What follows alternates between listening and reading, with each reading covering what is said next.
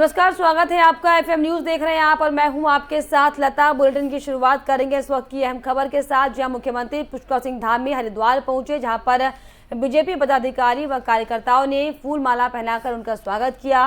मुख्यमंत्री पुष्कर सिंह धामी प्रधानमंत्री आवास योजना के अंतर्गत हेतमपुर में आवासों का शिलान्यास करने पहुंचे थे। धामी ने विशाल जनसभा को संबोधित करते हुए प्रधानमंत्री नरेंद्र मोदी के नेतृत्व में देश में चल रही विकास की लहर और भारतीय जनता पार्टी की जनहित योजनाओं को एक बार फिर से एक एक कर जनता को गिनाया। इस दौरान सीएम धामी के साथ शहरी विकास मंत्री प्रेमचंद्र अग्रवाल, हरिद्वार सांसद रमेश पोखरियाल निशंक, रानीपुर विधायक आदेश चौहान, खानपुर विधायक उमेश शर्मा, ज्वालापुर पूर्व विधायक सुरेश राठौर, बीजेपी कार्यकर्ता के कई नेता भी इस दौरान कार्यक्रम में शामिल रहे।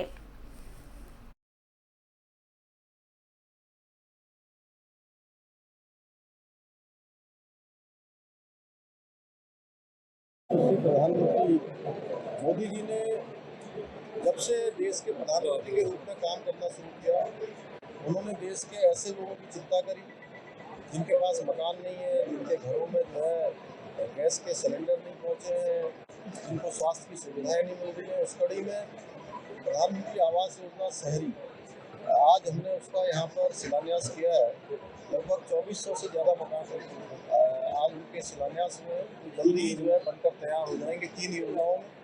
और इस प्रकार की योजनाओं के तहत लगभग पूरे प्रदेश के अंदर अभी अनेकों स्थानों पर 20,000 से भी ज़्यादा मकान हमारे गरीब परिवारों को दिए जाने हैं। जो भी गरीब परिवार है उन सभी को इस योजना से आच्छादित किया जाएगा। धीरे धीरे उस दिशा में हम लोग काम कर रहे हैं। सब ठीक है। देखिए, हमने कहा है कि कानून अपना काम सख्ती से करेगा। कहीं पर भी किसी को भी कोई भी हालात बिगाड़ने की किसी को अनुमति नहीं दी है। प्रधानमंत्री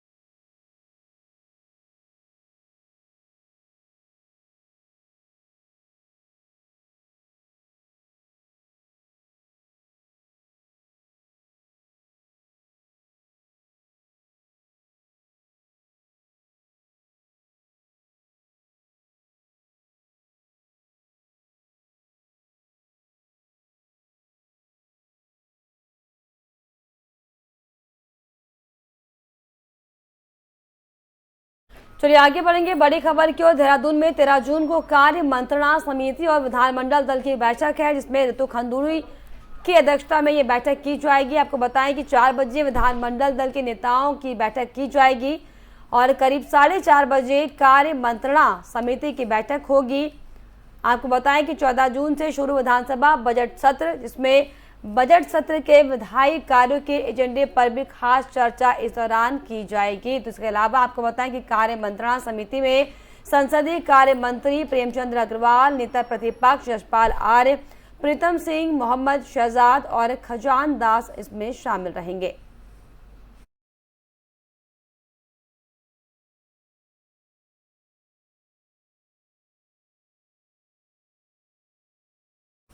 चलिए आगे बढ़ेंगे। उत्तराखंड में अपर सचिव कृषि के पद पर तैनात वरिष्ठ आईएएस रामविलास यादव के खिलाफ उत्तराखंड विजिलेंस विभाग ने बड़ा एक्शन लिया है। उत्तर प्रदेश और उत्तराखंड में यादव के 7 ठिकानों पर छापेमारी की जा रही है। देहरादून, लखनऊ और गोरखपुर में विजिलेंस विभाग की टीम रेड को अंजाम दे रही है। आपको बताएं कि आय से 500 गुना अधिक संपत्ति अर्जित करने के मामले में यादव आरोपी हैं। 30 जून को रिटायर होने जा रहे यादव के खिलाफ इस बड़ी कार्रवाई से यूपी और उत्तराखंड की नौकरशाही में हड़कंप मचा हुआ है। विजिलेंस विभाग की सीईओ अनुषा के नेतृत्व में यादव के देहरादून स्थित ठिकाने पर छापेमारी की जा रही है। तो वहीं लखनऊ में एडिशनल एसपी रेणु लोनी और गोरखपुर में सीईओ मंडराल के नेतृत्व में यह बड़ी कार्रवाई की जा रही है।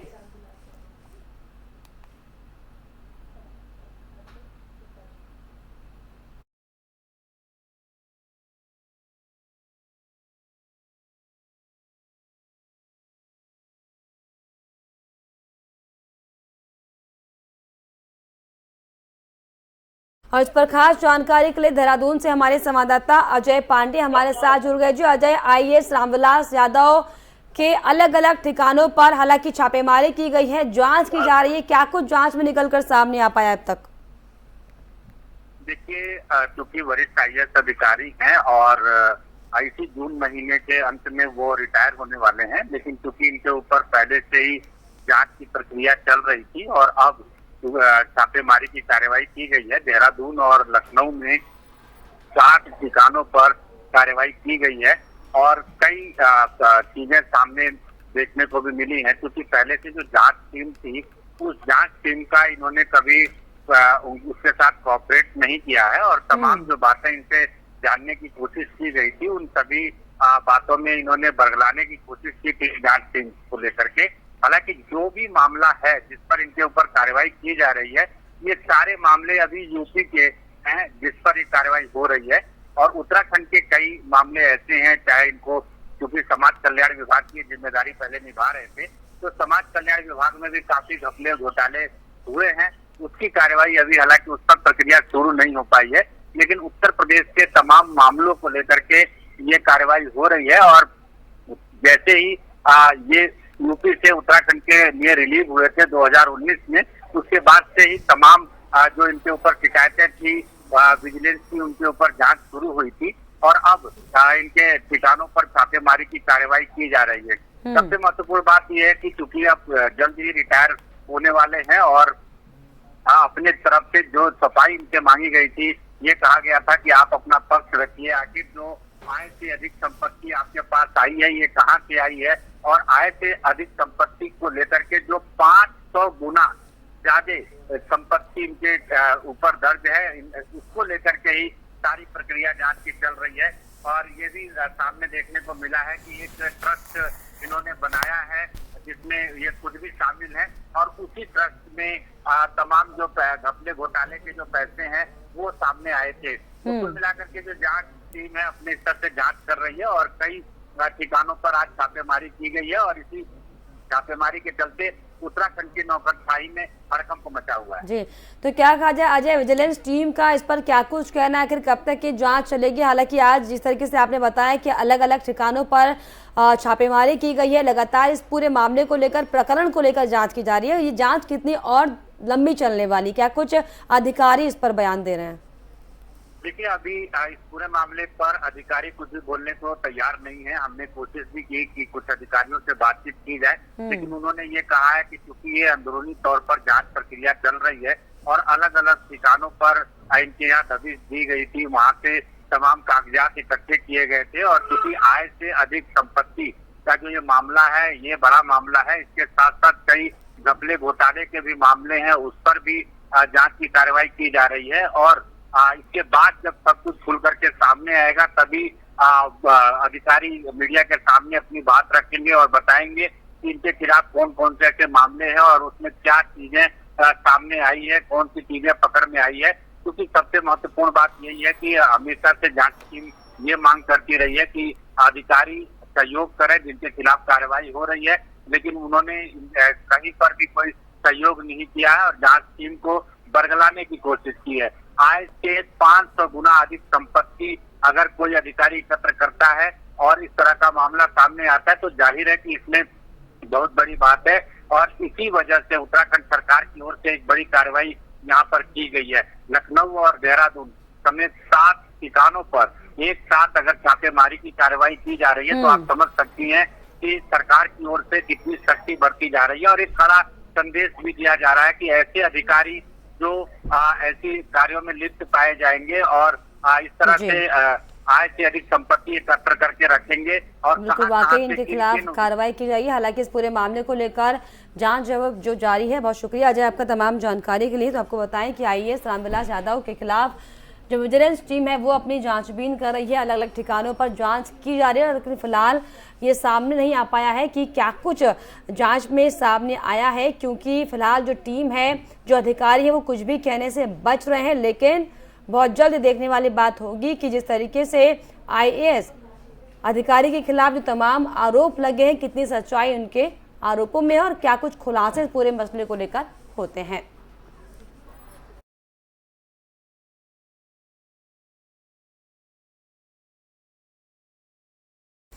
भ्रष्टाचार पर लगाम लगाने को लेकर उत्तराखंड सरकार अपनी कमर कस चुकी है।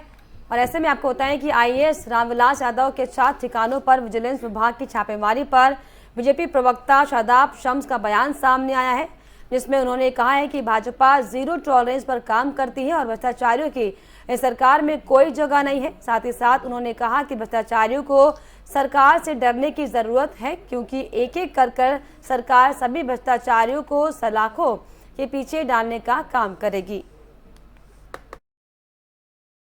0% टॉलरेंस ऑन करप्शन की सरकार है केंद्र में और प्रदेश में, और धामी सरकार में भ्रष्टाचारियों के लिए कोई स्थान नहीं है।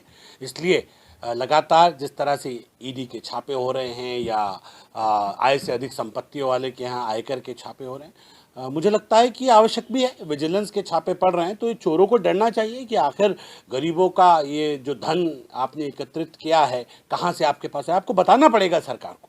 ये नहीं चलेगा कि आप भ्रष्टाचार करें, ब्लैक मनी इकट्ठा करें और आपके पास कोई कहने सुनने वाला नहीं। पुरानी सरकारों का दौर समाप्त हो गया है।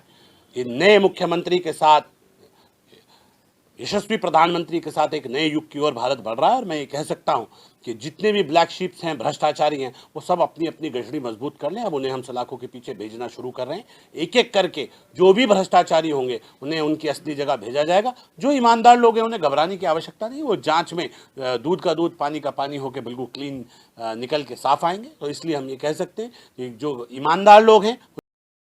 चलिए आगे बढ़ेंगे बड़ी खबर की ओर। मथुरा दत्त जोशी को पार्टी ने बड़ी जिम्मेदारी दी है। जी हां, आपको बताएं कि मथुरा दत्त जोशी कांग्रेस प्रदेश उपाध्यक्ष बनाए गए हैं। तो बड़ी खबर आपको बता रहे हैं, जी हां, कांग्रेस ने मथुरा दत्त जोशी को बड़ी जिम्मेदारी दी है। प्रदेश कांग्रेस उपाध्यक्ष मथुरा दत्त बनाए गए हैं।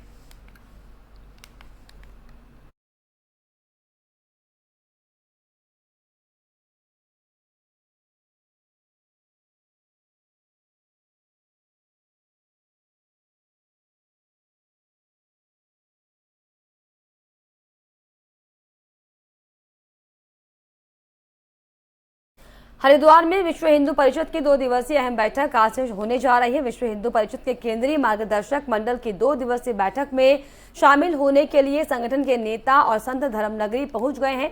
इस बैठक में कई अहम मसलों पर चर्चा होगी और फिर प्रस्ताव पारित किए जाएंगे। जानकारी के मुताबिक इस बैठक में मथुरा, काशी और सामान्य नागरिक संहिता और जनसंख्या कानून पर देशव्यापी आंदोलन की रूपरेखा बनेगी। विश्व हिंदू परिषद की 2 दिवसीय बैठक में देश भर के अहम पदाधिकारी समेत 300 से ज्यादा साधु संत हिस्सा लेंगे। बैठक में अगले 1 साल वीएचपी की देश भर में होने वाले कार्यक्रम की रूपरेखा तय की जाएगी। आपको बता दें कि इस बैठक में लव जिहाद, मस्जिद में लाउडस्पीकर के मुद्दे पर भी उठ सकते हैं। इसके अलावा इस बैठक में ज्ञानवापी मस्जिद, कश्मीरी पंडितों की टारगेट किलिंग और घर वापसी, जनसंख्या नियंत्रण और समान नागरिक संहिता जैसे कई मुद्दों पर चर्चा होगी। ये भारत के सभी प्रमुख संप्रदायों के धर्माचार्यों की प्रतिवर्ष बैठक होती है। पिछले 2 वर्ष कोरोना के कारण नहीं हो पाई है। तो जो धार्मिक मुद्दे हैं उस पर विचार व्यक्त किए जाएंगे सबके, और उसके बाद में एक सर्वानुमति बना करके जो मुख्य बिंदु है उन पर विचार विमर्श के बाद सहमति बनाई जाएगी। महाराज जी, कल जैसे हिंसा हुई है यूपी के अंदर, उसको लेकर भी होगा? जो भी सामाजिक रूप से सौहार्द बिगाड़ने की चेष्टा जिन लोगों ने की है उनके खिलाफ शासन को सख्त कार्रवाई करनी चाहिए, और दोनों समुदाय के जो धर्माचारी हैं उनको मिल बैठ करके इस समस्या का हल निकालना चाहिए। क्योंकि लोकतंत्र में विरोध करने का सबको अधिकार है, लेकिन विरोध का ये जो तरीका है ये गलत है। मैं इसकी निंदा करता हूँ। विश्व हिंदू परिषद की जो आज बैठक है, मार्गदर्शक मंडल की बैठक है, उस पर अन्य विषयों पर जो धर्म संबंधित हैं, राष्ट्र संबंधित हैं, परंपरा संबंधित हैं और हिंदुत्व संबंधित हैं, इन बहुत सारे विषयों पर चर्चा होगी। क्योंकि देश के सभी धर्माचार्य, विश्व हिंदू परिषद के सभी बड़े पदाधिकारी यहाँ हैं। तो निस्संदेह सबको मिल करके, सभी लोग मिल करके आज किसी न किसी महत्वपूर्ण विषय पर चर्चा करके उस पर निर्णय लिया जाएगा, जिससे कि देश, राष्ट्र और धर्म की रक्षा के लिए जो भी कदम उठाना पड़े वो विश्व हिंदू परिषद और देश के धर्माचार्य मिल करके उस कदम को उठाएंगे। महाराज, जैसे यूपी के अंदर कल बवाल हुआ है, देश में कई जगह बवाल हो रहा है, और कल मुरादाबाद में एक मंदिर में भी हमला किया हनुमान जी, उसको लेकर क्या कहें? मुझे बहुत खेद है, मुझे बहुत दुख है, और मैं इनसे केवल इस बात को लेकर के इन्हें आग्रह तो नहीं, आगाह करना चाहूँगा कि इस प्रकार से ये उपद्रव न करें। और हमारे आदरणीय योगी जी का ध्यान इन्हें आना चाहिए, क्योंकि योगी जी बिल्कुल महात्मा है, शांत बैठे हैं और वो समरसता चाहते हैं, कहीं न कहीं कट्टरवादिता नहीं चाहते हैं। तो इसलिए जिस प्रकार से उपद्रव कल इन्होंने पूरे उत्तर प्रदेश में और पूरे देश में, केवल उत्तर प्रदेश में नहीं लगभग देश में हुआ है, मैं कहूँगा कि इस प्रकार के उपद्रव न करें, इसका परिणाम बहुत अच्छा नहीं होगा। बैठक में चर्चा करेंगे इस मैटर पे आप? मुझे लगता है जरूर। और इस पर खास जानकारी के लिए हरिद्वार से हमारे संवाददाता मनोज कश्यप हमारे साथ जुड़ गए। जी मनोज, 2 दिवसीय बैठक है जो कि आज से शुरू हो चुकी है, क्या कुछ अपडेट इस बैठक को लेकर? बिल्कुल, देखिए मैं आपको बता दूं विश्व हिंदू परिषद की जो बैठक है ये बड़ी अहम रहने वाली है। 2 दिवसीय बैठक का आयोजन हरिद्वार में किया गया है। हरिद्वार के निष्काम सेवा ट्रस्ट में तमाम साधु संत मौजूद है और ये जो बैठक है 3 बजे से शुरू हो गई थी। अगर हाल फिलहाल की मैं बात करूँ तो हाल फिलहाल में जो बैठक है वो लगातार चल रही है, लेकिन इसमें जो साधु संत बताए जा रहे थे कि साधु संत पहुंचे हुए, साधु संत लगातार यहाँ पे पहुंच के जो है अपने अपने मुद्दों को रख रहे हैं। जिस तरीके से आपने देखे है कि हनुमान जयंती के अवसर पर भी इस तरीके से पथराव किए गए थे, यहाँ पे लगातार उन मुद्दों को भी उठाया जा रहा है। कहीं ना कहीं बात कही जा रही है कि जिस तरीके से यहाँ पे ये सब मुद्दे हिंदुत्व को मजबूत करने की बात केवल इसमें की जा रही है। आपने देखा होगा कि जो विश्व हिंदू परिषद के जो लोग होते हैं लगातार ही हिंदुत्व को मजबूत करने की बात करते हैं और राष्ट्र को मजबूत करने की बात करते हैं। जी चलिए, बहुत शुक्रिया मनोज आपका तमाम जानकारी के लिए। तो 2 दिवसीय बैठक जो है आज से शुरू हो चुकी है, जिसमें कई अहम मुद्दों पर बातचीत की जा रही है, जिसमें ज्ञानवापी, लव जिहाद समेत कई मुद्दों पर चर्चा की जा रही है।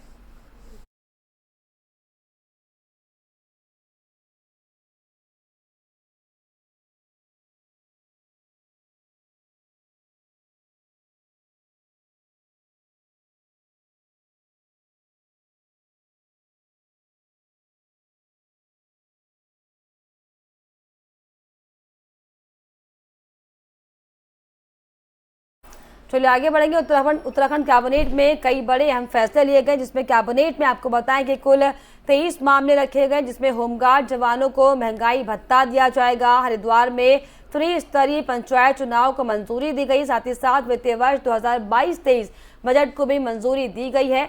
वार्षिक बजट सदन में लाने को मंजूरी दी गई है। सिंचाई मेट सेवा नियमावली को भी मंजूरी दौरान दी गई। साथ ही साथ पुष्कर सिंह धामी की अध्यक्षता में हुई प्रदेश मंत्रिमंडल की बैठक में ये निर्णय तमाम लिए गए। राज्य सचिवालय में आयोजित बैठक में कैबिनेट ने कुल 23 फैसले लिए हैं। विधानसभा सत्र आहूत होने की घोषणा के कारण कैबिनेट में लिए गए फैसलों की ब्रीफिंग नहीं की गई है। सूत्रों के मुताबिक आपको बताएं कि कैबिनेट के फैसलों के मुताबिक उत्तराखंड विद्यालय शिक्षा बोर्ड में CBSE की तरह आंतरिक मूल्यांकन व अंक देने की व्यवस्था लागू कर दी गई है। कैबिनेट ने वार्षिक बजट प्रस्ताव को विधानसभा के पटल पर लाने को मंजूरी दी। वार्षिक बजट 63,000 करोड़ रुपए होने का अनुमान है। हालांकि सरकार की ओर से इस बारे में कोई जानकारी नहीं दी गई है। कैबिनेट ने हरिद्वार जिले में त्रिस्तरीय पंचायत चुनाव को मंजूरी दी है। इसके साथ ही विधिक राय लेने के बाद कैबिनेट ने यह निर्णय लिया। हरिद्वार जिले में लंबे समय से त्रिस्तरीय पंचायत चुनाव लटके हुए थे, जिसको लेकर भी आज खास फैसला किया गया है।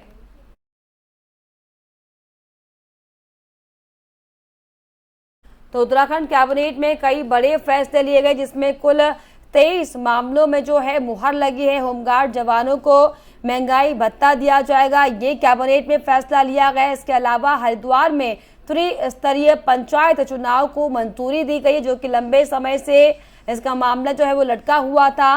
वित्तीय वर्ष 2022-23 बजट को भी मंजूरी साफ तौर पर दे दी गई है। वार्षिक बजट सदन में लाने को मंजूरी दी गई है। तो कैबिनेट के अहम फैसले आपको दरअसल बता रहे हैं, जिसमें सिंचाई मेट सेवा नियमावली को भी मंजूरी दी गई है। इसके अलावा कैबिनेट में आपको बताएं कि अलग अलग मुद्दों पर चर्चा की गई और साथ ही साथ 23 मामलों पर चर्चा की गई, जिसके बाद चर्चा के बाद गंभीरता से इन मुद्दों पर भी मुहर लगाई गई है।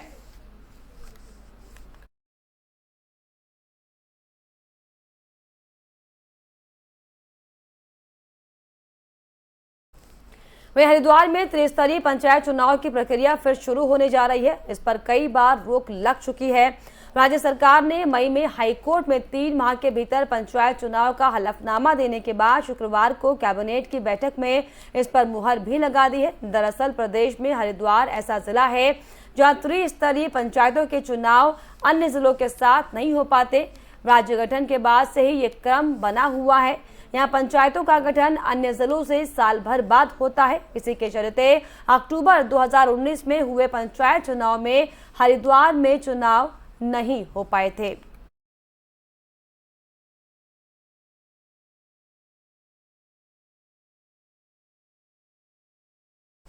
वहीं जीरो टॉलरेंस की भाजपा सरकार में भ्रष्टाचार चरम सीमा पर है, जिसको लेकर आज रुड़की नगर निगम के पार्षदों ने नगर निगम महापौर के खिलाफ मोर्चा खोल दिया है, जिसमें पार्षदों ने मेयर मुर्दाबाद के नारों के साथ मेयर को चोर तक बताया। वहीं पार्षदों का कहना है कि वो इस प्रकरण को लेकर सीएम पुष्कर सिंह धामी और शहरी विकास मंत्री से भी मुलाकात करेंगे और मेयर को पार्टी से भी निष्कासित करने की मांग करेंगे। और पार्टी भी अगर कोई संज्ञान इस पर नहीं लेती है और मेयर गौरव गोयल अपने पद से इस्तीफा नहीं देते हैं तो जल्द ही सभी पार्षद सामूहिक रूप से अपना इस्तीफा दे देंगे। वहीं पुलिस का कहना है कि अभी विवेचना चल रही है, ज्यादा कुछ और कह पाना फिलहाल इसमें ठीक नहीं है। जांच पूरी होने के बाद ही कार्रवाई इस पूरे मसले को लेकर की जाएगी। आज की हमारी मांग है, क्योंकि फॉरेंसिक रिपोर्ट की जांच आ गई है, उसमें जो आवाज़ का मिलान महापौर गौरव गोयल जिसकी आवाज़ से हो गया है, तो निश्चित तौर पर नैतिकता के आधार पर उन्हें इस्तीफा दे देना चाहिए। क्योंकि भारतीय जनता पार्टी का जो भी सच्चा सिपाही है वो जीरो टॉलरेंस में विश्वास रखता है। अगर आरोप उन पर सिद्ध हो रहा है तो उन्हें नैतिकता के आधार पर इस्तीफा दे देना चाहिए। हम लोगों से जनता जवाब मांग रही है, हम लोग निर्वाचित प्रतिनिधि हैं, निश्चित तौर पर हमें जवाब देना भारी पड़ रहा है। तो हम भारतीय जनता पार्टी के शीर्ष नेतृत्व से डिमांड कर रहे हैं कि शीघ्र इस प्रकरण में हस्तक्षेप करें और महापौर को पार्टी से निलंबित करने का काम किया जाए। देखिएगा, उन्हें निश्चित तौर पर अपनी बात पर अमल करना चाहिए, क्योंकि जब मुकदमा पंजीकृत हुआ था तब उन्होंने मीडिया को बरगलाने का काम एक ये किया था और जनता को भी एक संदेश देना चाहा था कि ये एडिटेड है और इसमें मेरी आवाज़ नहीं है, मैंने ऐसा काम कोई नहीं किया है। अब क्योंकि फॉरेंसिक जांच की रिपोर्ट आ गई है तो निश्चित तौर पर सिद्ध हो गया है। अब महापौर अपने बचाव में कुछ कहेंगे नहीं, लेकिन मैं मानता हूँ कि नैतिकता के आधार पर उन्हें देखिए, भ्रष्टाचार से जुड़ा हुआ मामला है, इसे बिल्कुल बर्दाश्त नहीं किया जाएगा, क्योंकि भाजपा कभी भी भ्रष्टाचार को बर्दाश्त नहीं करती है। चाहे कोई भी किसी पद पे हो, उसको भ्रष्टाचार कभी भाजपा बर्दाश्त नहीं करती है। देखिए, पहले तो ये था कि फोरेंसिक जांच होगी, ये आवाज़ मेरी नहीं है। जब फोरेंसिक जांच में भी ये दोषी पाए गए हैं तो तत्काल प्रभाव से इनको नैतिकता के आधार पर इस्तीफा देना चाहिए, वरना सारे के सारे पार्षद इस्तीफा देंगे। और भाजपा के प्रदेश अध्यक्ष से भी हम कहना चाहते हैं, तुरंत तत्काल में इनको निष्कासित करना चाहिए, क्योंकि ये पार्टी से जुड़ा हुआ मामला है। और अभी आने वाले लोकसभा के भी चुनाव में हम नहीं चाहते कि भाजपा की किसी भी उससे यहाँ पे कुछ खराब हो। कांग्रेस की सरकार तो है ही, इस चीज़ में हम मुख्यमंत्री से भी कहना चाहते हैं कि तुरंत इस चीज़ में संज्ञान लेकर इनको तुरंत पार्टी से बाहर का रास्ता दिखाया जाए। अगर पार्टी संज्ञान नहीं लेती है तो पूरा का पूरा बोर्ड यहाँ इस्तीफा देगा, 40 के 40 पार्षद सब इस्तीफा देंगे। अंडर इन्वेस्टिगेशन है पूरा मामला, अभी इन्वेस्टिगेशन क्योंकि इसमें चल रही है और इसमें कुछ भी कहा जाना अभी मेरे स्तर से जल्दबाजी होगी। इन्वेस्टिगेशन में जो भी निर्णय आएगा, इन्वेस्टिगेशन में जो भी कंक्लूजन निकलेगा उसी आधार पर कार्रवाई की जाएगी। देखिए, इन्वेस्टिगेशन अपनी जगह पे है, बाकी और क्या लोग क्या इसकी प्रतिक्रिया कर रहे हैं वो उसका इन्वेस्टिगेशन से बिल्कुल अलग है। इन्वेस्टिगेशन में जो भी कंक्लूजन पे पहुंचेंगे, फिर अभी क्योंकि इन्वेस्टिगेशन चल रही है उसमें कुछ भी मैं जल्दबाजी होगा कुछ कहना, जो भी कंक्लूजन होगा। चलिए आगे बढ़ेंगे। चारधाम यात्रा के प्रवेश द्वार ऋषिकेश के बीटीसी कैंपस में संचालित स्वास्थ्य जांच केंद्र में गैर मौजूद चिकित्सक और स्वास्थ्य कर्मियों पर गाज गिरी है। स्वास्थ्य सचिव राधिका झा ने औचक निरीक्षण में स्वास्थ्य केंद्र से नदारद डॉक्टर और स्वास्थ्य कर्मियों के खिलाफ सख्त कार्रवाई के निर्देश सीएमओ को दिए हैं। साथ ही साथ इस दौरान उन्होंने कैंपस में स्थापित स्वास्थ्य केंद्र का जायजा भी लिया। निरीक्षण के दौरान स्वास्थ्य सचिव ने कैंटीन में मरीजों को खाना परोसने में लापरवाही पर संबंधित एजेंसी का ठेका भी तत्काल निरस्त करने के निर्देश दिए हैं। जी, ये निरीक्षण मैंने सोचा कि तुरंत इसको एक बार अस्पताल को देख लें। तो अस्पताल का संचालन तो ठीक हो रहा है, किंतु कुछ मुझे लगी कुछ कमियां थी, खास करके साफ़ सफाई को लेकर के जो बेहतर और सुविधाएं करी जा सकती हैं। लेकिन अदरवाइज़ मैंने गायनेकोलॉजी वार्ड में, पीडियाट्रिक्स के वार्ड में लोगों से बात भी करी और लोग सामान्यतः जिनसे भी मैंने पूछा उन्होंने सामान्यतः बताया कि उनको यहाँ की सेवाएं संतोषजनक लगी। मैंने कई महिलाओं से बात करी जिनके अभी यहीं पे बच्चे हुए हैं, तो उन्होंने बताया कि संतोषजनक सुविधा थी। पीडियाट्रिक वार्ड जो यहाँ पे है, आईसीयू जो बच्चों का है, वो भी मैंने स्वयं जाकर। उत्तराखंड में जुलाई से 75 माइक्रोन तक के प्लास्टिक पर प्रतिबंध लगा दिया जाएगा, जिसकी तैयारियां पूरे प्रदेश में चल रही हैं। इस संबंध में वन एवं पर्यावरण मंत्रालय के आदेश के बाद शहरी विकास विभाग ने भी दिशा निर्देश जारी किए हैं। आपको बता दें कि अभी तक उत्तराखंड के 13 निकायों की तरफ से 75 माइक्रोन तक के प्लास्टिक को प्रतिबंधित करने के लिए नोटिफिकेशन जारी किया गया है। साथ ही साथ जागरूकता अभियान में चलाया जा रहा है। वहीं बाकी के नगर निकायों द्वारा अभी इस संबंध में जल्द नोटिफिकेशन जारी कर जागरूकता अभियान भी चलाया जाएगा।